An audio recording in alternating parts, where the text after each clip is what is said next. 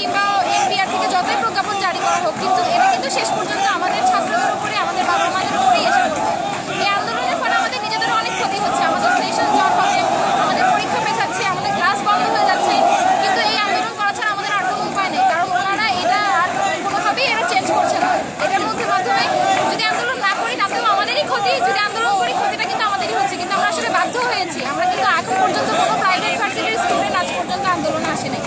শুধুমাত্র এই একটা অনৈতিক দাবির কারণে আমরা আজকে রাজপথে আসতে বাধ্য হয়েছি, এবং এটার মাধ্যমে আমাদের এখনও অনেক ক্ষতি হচ্ছে। আমাদের ক্লাস বন্ধ হয়ে আছে, আমাদের পরীক্ষা বন্ধ হয়ে আছে। এটার জন্য আমি মাননীয় প্রধানমন্ত্রীর কাছে অনুরোধ করব যাতে আমাদের এই দাবিটা উনি বিবেচনা করেন, এবং অর্থমন্ত্রীর এই অনৈতিক দাবিটাকে ওনারা যেন আরেকবার বিবেচনা করেন। কারণ এই ভ্যাটটা শেষ পর্যন্ত আমাদের ছাত্রদের, আমাদের বাবা মাদের উপরেই এসে পড়ছে। এই ভ্যাটটা দেওয়া যে কতটা কষ্ট, এটা শুধুমাত্র